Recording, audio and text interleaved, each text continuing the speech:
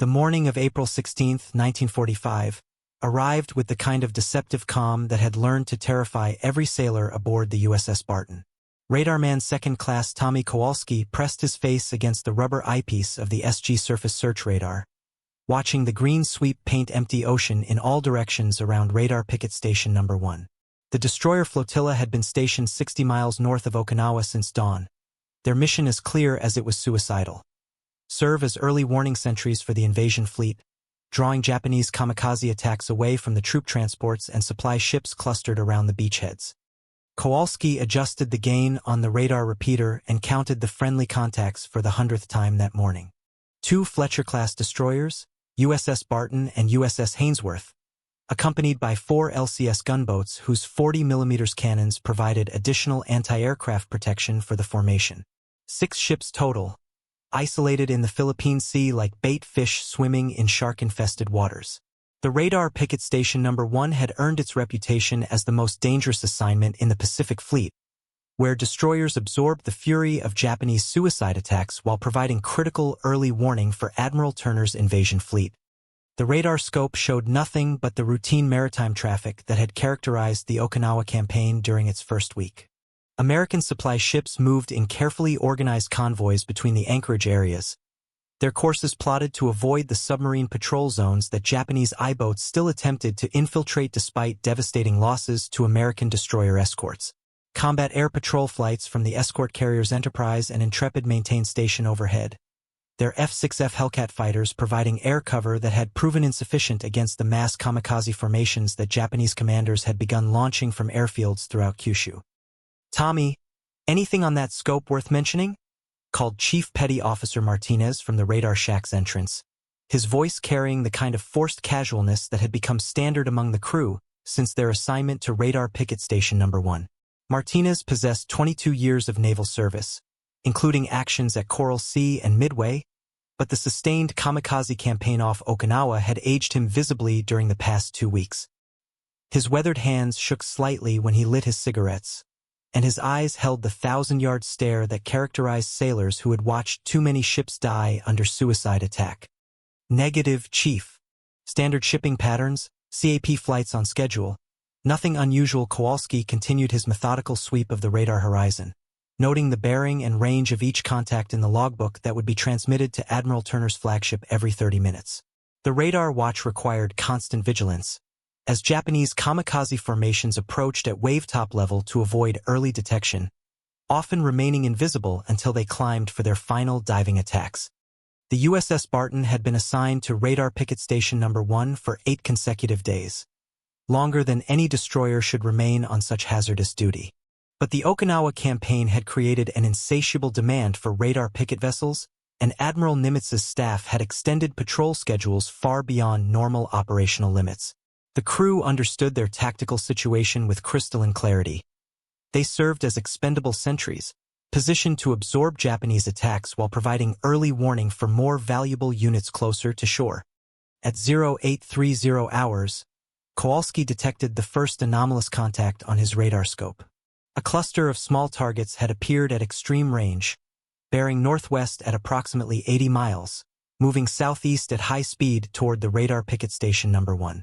The formation consisted of numerous aircraft flying at low altitude, their radar signature consistent with Japanese attack aircraft approaching in mass formation.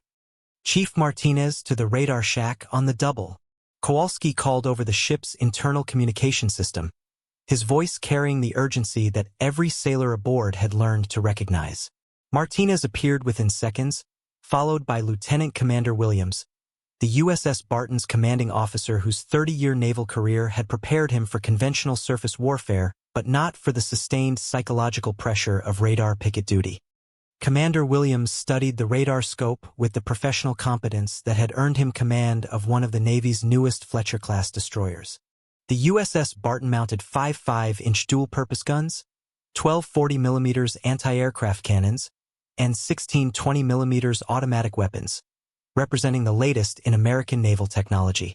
But Williams understood that firepower alone had proven insufficient against mass kamikaze attacks, where individual aircraft acceptance of certain death negated traditional concepts of defensive gunnery. Range? bearing, and estimated composition," Williams ordered, his voice maintaining the calm authority that kept his crew functioning despite their impossible tactical situation. "Contact bearing 310 degrees, range 78 miles, approximately 40 to 50 aircraft in loose formation, speed 160 knots, altitude estimated below 1,000 feet." Kowalski read the data from his radar scope while continuing to track the approaching formation, which maintained course directly toward Radar Picket Station Number 1. Commander Williams nodded grimly as he absorbed the tactical information. 40 to 50 Japanese aircraft represented a major kamikaze formation, probably the third Kikusui assault that intelligence reports had predicted for mid-April. The Japanese had designated these mass suicide attacks as Kikusui operations, meaning floating chrysanthemums, reflecting the cultural symbolism that Japanese commanders attached to self-sacrificial death in service of the emperor. "General quarters, all hands man battle stations," Williams announced over the ship's main communication system, his voice echoing throughout the USS Barton's compartments like a funeral bell. "This is not a drill. Large Japanese formation approaching from the northwest. All departments report readiness for action." The USS Barton transformed from routine patrol configuration to combat readiness within 4 minutes, as her crew of 320 men assumed positions they had practiced countless times during the voyage from Pearl Harbor. The 5-inch gun mounts trained outboard, their crews loading proximity-fused shells designed to explode near aircraft rather than requiring direct hits. The 40mm anti-aircraft cannons elevated to maximum angle, their quadruple mounts providing overlapping fields of fire around the destroyer's entire perimeter. Kowalski maintained his radar watch as the Japanese formation continued its approach, now 75 miles distant and maintaining course directly toward the radar picket station. The formation had spread into multiple groups, suggesting tactical coordination that indicated experienced pilots, rather than the hastily trained teenagers that American intelligence had reported in recent kamikaze attacks. These aircraft were maintaining formation discipline and navigation accuracy that spoke of professional competence rather than suicidal desperation. "Radar contact, bearing 308 degrees, range 72 miles, estimated 45 aircraft, course 130 degrees, speed 160 knots." Kowalski updated his contact report, while Commander Williams transmitted the information to Admiral Turner's flagship via encrypted radio transmission. The radar picket station's primary mission required providing early warning of kamikaze attacks, allowing the invasion fleet time to prepare defensive measures and launch additional combat air patrol flights. Lieutenant Murphy, the USS Barton's gunnery officer, appeared in the radar shack carrying the firing solutions that his department had calculated for the approaching Japanese formation. Murphy possessed extensive experience with anti-aircraft gunnery, having served aboard the cruiser San Francisco during the Guadalcanal campaign, but he had never faced the concentrated suicide attacks that characterized the Okinawa campaign. "We can engage the formation at maximum range with the 5-inch mounts, using proximity fuses and time delay settings," Murphy reported to Commander Williams. "The 40mm mounts will be effective once they close to within 4,000 yards, and the 20mm guns can engage at point-blank range during their final approach." Williams studied the tactical plot that Murphy had prepared, showing the USS Barton's firing arcs and the estimated approach routes for the Japanese kamikaze formation. The destroyer possessed formidable anti-aircraft armament, but her guns were designed to engage conventional attack aircraft that sought to survive their missions. Kamikaze pilots had no interest in survival, allowing them to press attacks through defensive fire that would deter rational opponents. "What's our ammunition status for extended anti-aircraft engagement?" Williams asked, though he already knew the answer would be insufficient for the kind of prolonged battle that approaching radar contacts suggested. 5-inch mounts have 400 rounds total, mixed proximity and time delay fuses. 40mm mounts have 1,200 rounds per gun. 20mm mounts have 800 rounds per gun. Murphy recited the figures from memory, having calculated ammunition consumption rates during the previous week of constant alerts. Williams nodded as he considered the arithmetic of survival against 45 kamikaze aircraft. The USS Barton's magazines contained sufficient ammunition for perhaps 15 minutes of maximum rate anti-aircraft fire, assuming perfect gunnery and no mechanical failures. But kamikaze attacks typically lasted much longer, as individual aircraft approached from multiple bearings and attacked in coordinated waves designed to overwhelm defensive fires. At 0845 hours, the Japanese formation divided into 3 separate groups on Kowalski's radar scope, each group approaching from different bearings but converging on radar picket station number 1. The tactical coordination demonstrated professional planning rather than the desperate improvisation that American intelligence had attributed to Japanese kamikaze operations. These pilots were executing a carefully rehearsed attack plan designed to overwhelm the radar picket station's defensive capabilities through simultaneous approaches from multiple vectors. Formation has split into 3 groups, Kowalski reported, his voice steady despite the implications of what he was observing. Group 1 bearing 305 degrees, range 68 miles, 15 aircraft. Group 2 bearing 320 degrees, range 70 miles, 18 aircraft. Group 3 bearing 285 degrees, range 72 miles, 12 aircraft. Commander Williams absorbed the tactical update with the grim recognition that his ship faced a coordinated attack by 45 Japanese aircraft, each one piloted by men who had accepted certain death as the price of sinking an American destroyer. The USS Barton and her accompanying vessels possessed sufficient firepower to destroy perhaps half the attacking formation, leaving 20 or more kamikaze aircraft to press home their attacks against targets that could not maneuver away from the radar picket station. Signal USS Hainsworth and the LCS boats. Inform them of the situation and coordinate anti-aircraft fire plans.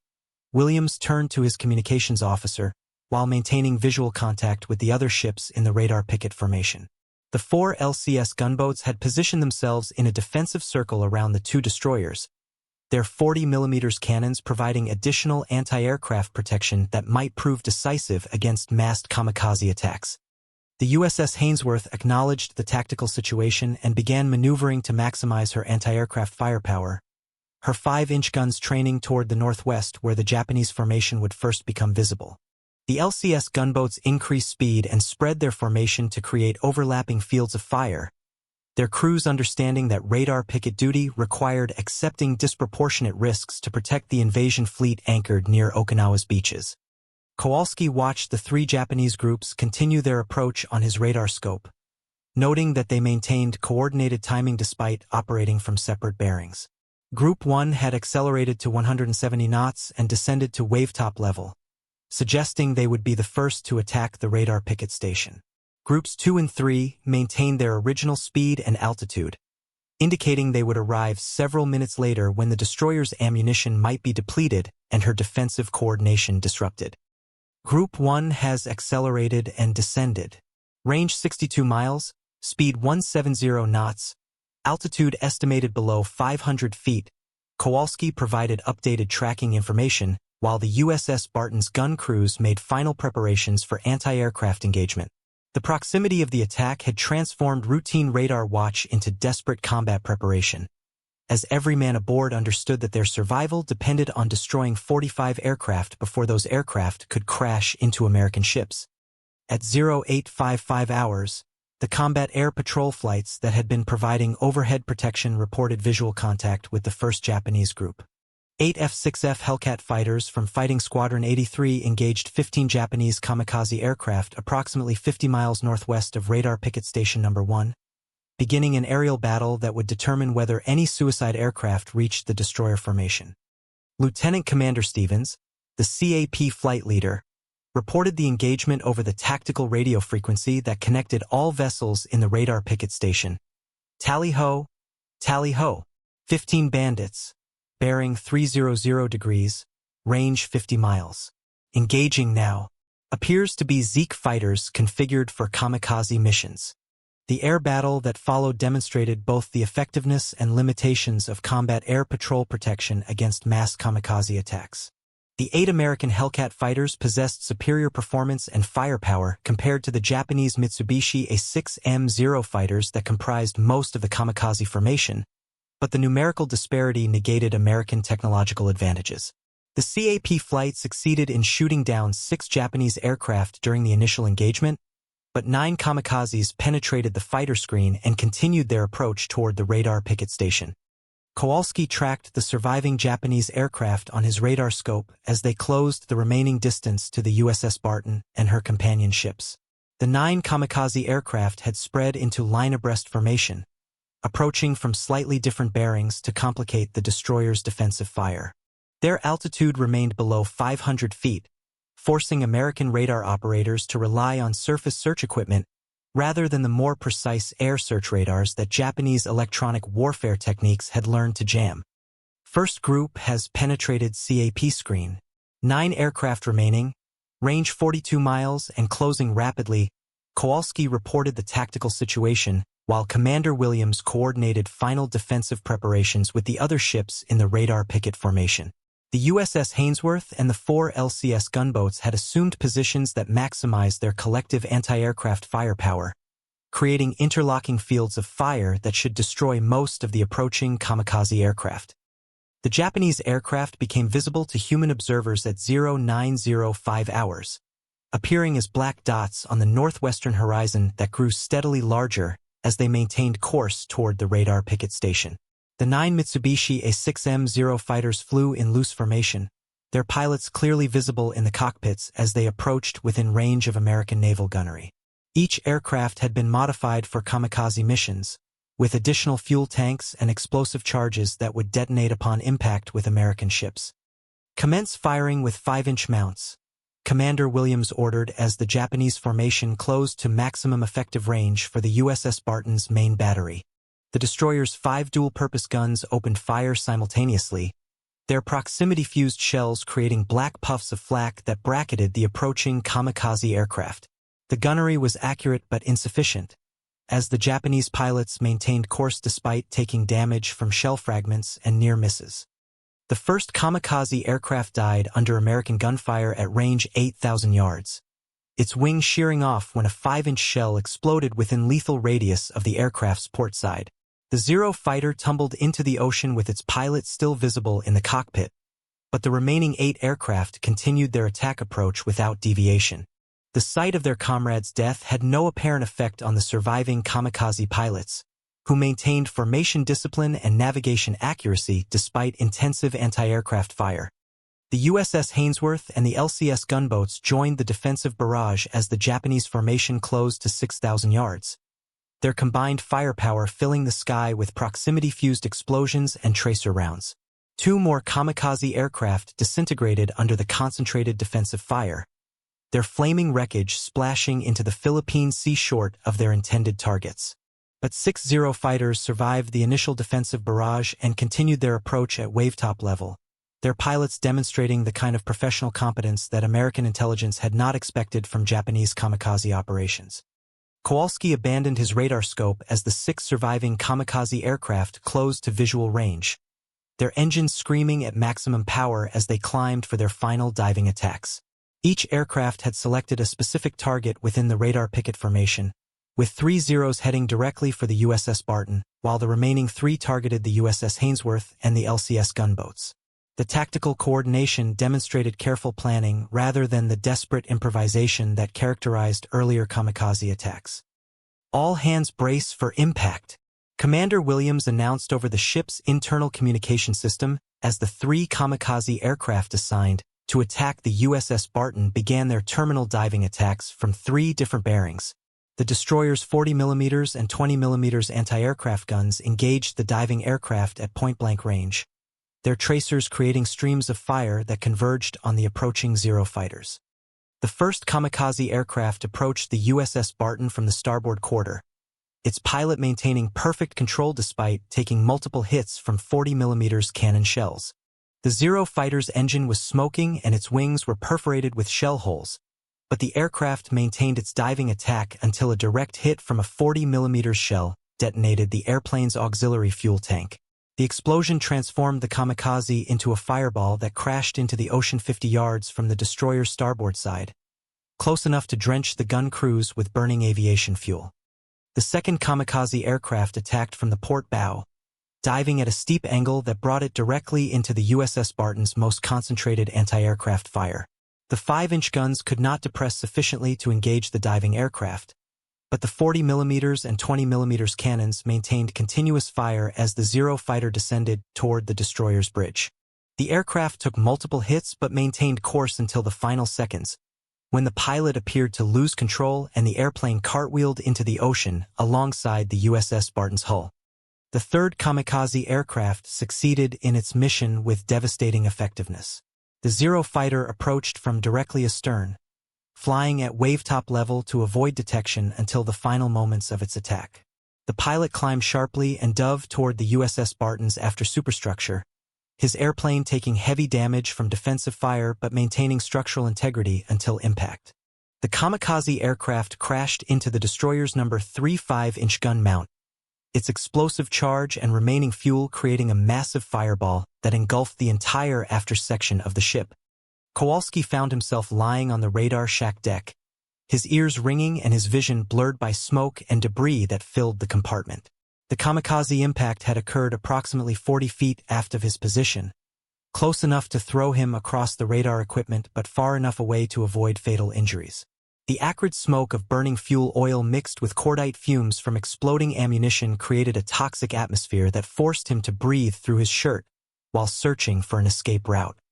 The USS Barton's after section was engulfed in flames that rose more than 100 feet above the destroyer's superstructure, fed by aviation fuel from the crashed Kamikaze aircraft and ammunition from the destroyed 5-inch gun mount. Damage control parties attempted to contain the fire using fog nozzles and chemical extinguishers, but the intensity of the blaze exceeded their equipment's capabilities. Secondary explosions from ready ammunition continued to erupt throughout the after section, sending fragments of steel plating and gun barrel sections flying through the smoke. Commander Williams had survived the Kamikaze impact, though his bridge was partially destroyed and most of his senior officers were casualties. The ship's internal communication systems had failed, forcing him to coordinate damage control efforts using voice commands and hand signals. The USS Barton was listing to starboard and settling by the stern as seawater flooded through hull damage caused by the Kamikaze impact and subsequent explosions. Abandon ship preparation, all hands not engaged in damage control, Williams ordered, though his voice was barely audible above the roar of flames and the screaming of steam lines that had been ruptured by the Kamikaze explosion. The USS Barton was dying, her after magazines threatened with sympathetic detonation that would destroy the entire ship and kill everyone aboard who had not already become casualties of the initial attack. Kowalski worked his way forward through smoke-filled passageways toward the destroyer's bow, where damage appeared less severe than in the after sections. Other survivors moved in the same direction, their faces blackened with smoke and their uniforms torn by flying debris. The crew maintained discipline despite the catastrophic damage to their ship, helping wounded shipmates and carrying emergency equipment toward assembly stations that had not been destroyed by the Kamikaze impact. The USS Hainsworth had survived the Kamikaze attacks directed against her, though she had absorbed one direct hit that destroyed her forward 5-inch mount and killed 12 men. The second destroyer in the radar Picket formation was now attempting to rescue survivors from the USS Barton, while continuing to engage the second group of Japanese aircraft that had appeared on radar during the confusion of the initial attack. Groups 2 and 3 of the original Japanese Kamikaze formation were approaching radar Picket Station number 1 from different bearings, their timing calculated to arrive when American defensive capabilities were degraded by casualties and ammunition expenditure. 30 additional Kamikaze aircraft were approaching the radar Picket Station, where only 5 ships remained operational after the destruction of the USS Barton and 2 of the LCS gunboats. Kowalski reached the USS Barton's forecastle as the destroyer's list increased to 15 degrees starboard, making movement difficult and indicating progressive flooding that damage control parties could not contain. The Kamikaze impact had opened the ship's hull below the waterline, and the continuing fires were spreading to forward compartments despite the crew's heroic efforts to contain them. The USS Barton was beyond salvage, her destruction assured by damage that exceeded any destroyer's capacity to survive. All hands abandon ship. This is not a drill. Commander Williams broadcast his final order using a battery-powered megaphone, as the ship's electrical systems had failed when seawater reached the forward engine room. The USS Barton's crew began launching life rafts and lowering boats, though many of the life-saving equipment had been destroyed by the Kamikaze impact and subsequent fires. The second group of Japanese kamikaze aircraft reached visual range as the USS Barton survivors prepared to abandon their destroyed ship. 18 Mitsubishi A6M0 fighters approached the radar picket station from the northeast, having avoided most of the combat air patrol flights that were engaged with other elements of the massive Japanese formation. These aircraft demonstrated the same professional competence as the first group, maintaining formation discipline and navigation accuracy despite approaching a target area where defensive fire had already proven lethal to their comrades. The USS Hainsworth engaged the second kamikaze group with her remaining armament, her surviving 5-inch guns and 40mm cannons creating a defensive barrage that brought down 4 Japanese aircraft during the initial engagement. But 14 kamikaze aircraft penetrated the defensive fire and divided into smaller groups that attacked the remaining ships from multiple bearings simultaneously. The tactical coordination demonstrated meticulous planning designed to overwhelm American defensive capabilities through sheer weight of numbers. Kowalski was in the water alongside the USS Barton's sinking hull when the second wave of kamikaze attacks reached their climax. He watched from his life raft as 3 Zero fighters dove simultaneously toward the USS Hainsworth, their pilots maintaining perfect formation until the final moments when defensive fire forced them to attack individually. The first kamikaze aircraft crashed into the destroyer's bridge, killing Commander Peterson and his staff while destroying the ship's fire control systems. The second aircraft hit the forward superstructure, creating massive fires that spread rapidly through compartments filled with ammunition and fuel oil. The third kamikaze aircraft missed the USS Hainsworth but crashed into LCS-84, one of the gunboats that had provided anti-aircraft support for the radar picket formation. The small vessel disintegrated under the impact, her magazine exploding in a massive detonation that sent fragments of steel plating flying more than 1,000 yards in all directions. The 43 men aboard LCS-84 died instantly, their ship vaporized by the sympathetic explosion of her ammunition storage. The sight of ships dying around him while he floated helplessly in the Philippine Sea filled Kowalski with a realization that transcended tactical analysis or professional assessment. The radar picket stations were not defensive positions designed to protect the invasion fleet through early warning and interception of kamikaze attacks. They were sacrificial offerings, deliberately positioned to absorb Japanese suicide attacks while more valuable ships remained safely distant from the killing zone. When the third group of Japanese kamikaze aircraft appeared on the horizon, approaching radar picket station number 1 from the southwest with 12 more Zero fighters configured for suicide missions, Kowalski understood with crystalline clarity that he had witnessed more than a tactical engagement. He had observed the systematic destruction of American destroyers and their crews, men who had been positioned as expendable sentries in a strategic deception that traded their lives for the protection of transport ships and supply vessels. The USS Hainsworth was listing heavily to port and settling by the bow as fires consumed her forward sections, her crew abandoning ship as their destroyer joined the USS Barton in the growing graveyard of American warships that surrounded radar picket station number 1. The surviving LCS gunboats were attempting to rescue survivors from the water while continuing to engage the third group of kamikaze aircraft, but their light armament was insufficient against determined suicide attacks pressed home by experienced pilots. 2 more LCS gunboats died under kamikaze impacts during the final phase of the battle, their crews fighting their guns until the moment of impact even though they understood that their sacrifice would not prevent the destruction of their ships. The professional competence and personal courage of American sailors had proven insufficient against enemy tactics that accepted certain death as an acceptable cost for mission success. Kowalski floated in the Philippine Sea surrounded by the burning wrecks of 6 American ships and the bodies of nearly 400 sailors who had died during 3 hours of sustained kamikaze attacks against radar picket station number 1. The Japanese had expended 45 aircraft and their pilots to achieve this tactical success, but they had demonstrated that mass suicide attacks could overwhelm any defensive position regardless of the courage and skill of its defenders. The rescue ships that arrived from the invasion fleet anchorage found fewer than 100 survivors from the 6 vessels that had comprised the radar picket formation. Most of the rescued men bore burns, shrapnel wounds, and psychological trauma that would mark them permanently.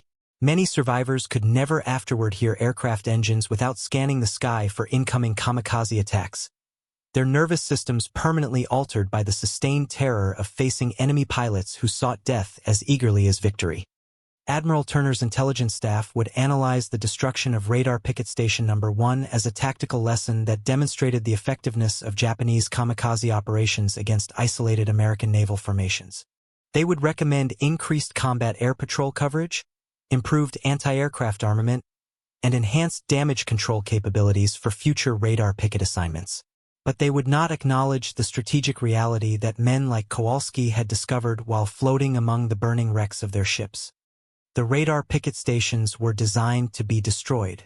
American strategic planners had calculated that trading destroyers and their crews for early warning of kamikaze attacks represented an acceptable exchange rate, particularly when the alternative was accepting suicide attacks against the irreplaceable transport ships and supply vessels that sustained the Okinawa invasion. The men of the radar picket formations were expendable assets, positioned to absorb enemy attacks while protecting more valuable units closer to the invasion beaches. Kowalski spent 4 hours in the water before rescue ships from the invasion fleet reached the position where Radar Picket Station Number 1 had fought its final battle. During those hours, he had ample time to consider the tactical and strategic implications of what he had witnessed. The destruction of 6 American ships by 45 Japanese aircraft demonstrated that kamikaze tactics could achieve decisive tactical results when applied with sufficient mass and coordination. More importantly, he understood that the radar picket assignments represented a systematic sacrifice of American destroyers and their crews to protect other elements of the invasion fleet. The early warning provided by radar picket stations was secondary to their primary function as decoy targets, drawing kamikaze attacks away from transport ships and supply vessels that could not be replaced within the operational timeline required for the Okinawa campaign. The hospital ship Solace recovered Kowalski and 63 other survivors from the radar picket station, providing medical treatment for burns, wounds, and shock while transporting them to the fleet anchorage near Okinawa's western beaches. The medical personnel who treated the survivors had extensive experience with kamikaze casualties, having processed hundreds of similar cases during the first month of the Okinawa campaign. They understood that physical wounds represented only a fraction of the damage inflicted by sustained exposure to suicide attacks. During his recovery aboard the Solace, Kowalski learned that Radar Picket Station Number 1 had been the 5th such formation to be destroyed since the beginning of the Okinawa campaign. American destroyers and smaller vessels assigned to radar picket duty were experiencing casualty rates that exceeded those of any other naval assignment, with entire formations being wiped out during single kamikaze attacks. The statistical probability of surviving a complete tour on radar picket duty had fallen to less than 30%, making the assignment effectively equivalent to a death sentence for most crews. The strategic logic that justified these losses was never explained to the survivors, who were simply informed that their sacrifice had contributed to the overall success of the Okinawa invasion by providing early warning of kamikaze attacks. But Kowalski and his fellow survivors understood the truth that staff officers would never acknowledge. They had been deliberately positioned as sacrificial targets, their lives traded for the protection of ships and personnel deemed more valuable to the strategic outcome of the Pacific War. The psychological impact of this realization would haunt Kowalski throughout his remaining years of naval service and for decades afterward. He had witnessed the systematic destruction of American naval formations by enemy tactics that American strategic planners had learned to exploit for their own purposes. The radar picket stations served as bait, drawing Japanese attacks away from critical targets while providing early warning that allowed other ships to prepare defensive measures. The 45 Japanese aircraft that had destroyed Radar Picket Station Number 1 represented a major expenditure of Japan's dwindling air resources, aircraft and pilots that could have been used against the invasion fleet if American strategic planners had not provided more attractive targets in the form of isolated destroyer formations. The destruction of 6 American ships had prevented a much larger Japanese attack against the transport ships and supply vessels that sustained the Okinawa invasion. But the men who died aboard those destroyers and gunboats had never been informed that their primary mission was to serve as expendable decoys. They had believed they were providing early warning and air defense for the invasion fleet, not sacrificing themselves to protect other ships whose crews were considered more valuable or whose missions were deemed more critical. The strategic deception had been as complete as it was effective, ensuring that American sailors fought with maximum determination even while serving as bait for enemy attacks. Kowalski's service record would show that he had survived the destruction of his ship during combat operations against enemy forces, a routine entry that provided no indication of the strategic circumstances that had led to his assignment as an expendable asset. The official histories of the Okinawa campaign would describe radar picket duty as a hazardous but necessary mission that provided critical early warning of kamikaze attacks, without acknowledging that the primary purpose of these formations was to absorb enemy attacks while protecting more valuable targets. The survivors of Radar Picket Station No. 1 would never receive full recognition for their sacrifice, as acknowledging their true mission would have required admitting that American strategic planners had deliberately positioned destroyers and their crews as sacrificial targets. The families of men who died during radar picket duty would be told that their sons and husbands had fallen during heroic defensive action against overwhelming enemy forces, which was technically accurate but strategically incomplete. The tactical lessons learned from the destruction of radar picket formations would influence American naval doctrine for decades after the war's end, as planners studied the effectiveness of using expendable units to protect more valuable assets during major operations. The concept of sacrificial screening forces would be incorporated into Cold War naval strategy, though future planners would be more explicit about the expendable nature of such assignments. For Kowalski and the other survivors, the knowledge that they had served as bait in a strategic deception would remain a burden that they carried throughout their post-war lives. They had discovered that modern warfare required sacrificing some personnel to protect others, but they had learned this lesson through personal experience rather than professional instruction. The psychological cost of this knowledge would prove as lasting as the physical scars left by kamikaze attacks.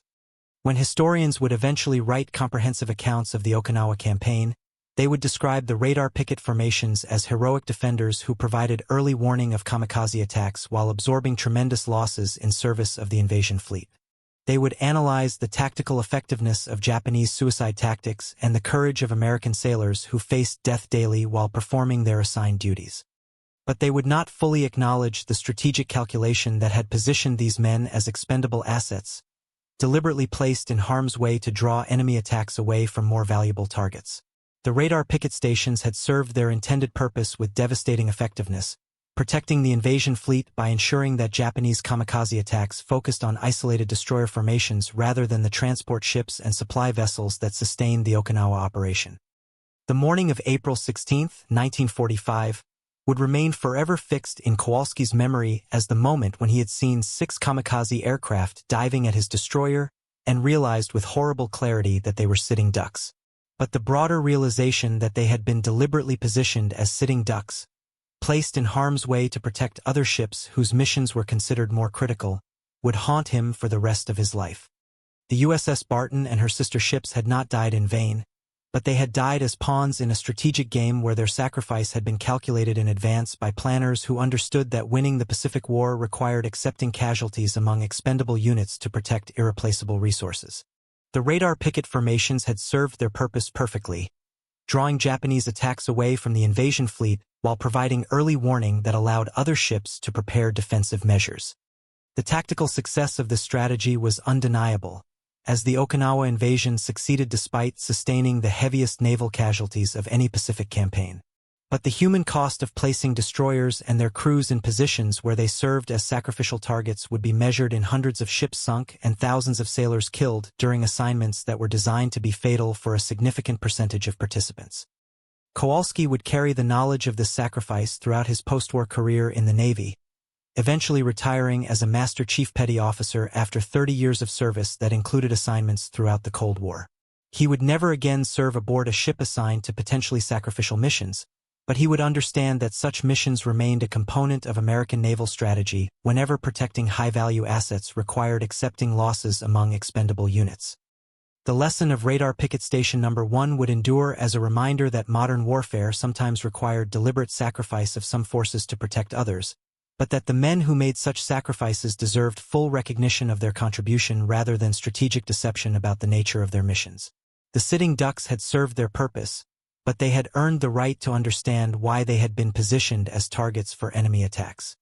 In the vast expanse of the Philippine Sea, where the wrecks of American destroyers lay scattered across the ocean floor, the memory of Radar Picket Station No. 1 would serve as a monument to the sailors who had died believing they were protecting the invasion fleet through early warning and defensive fire. They had accomplished their mission, but their true mission had been to die in place of other men whose survival was deemed more critical to the strategic outcome of the Pacific War.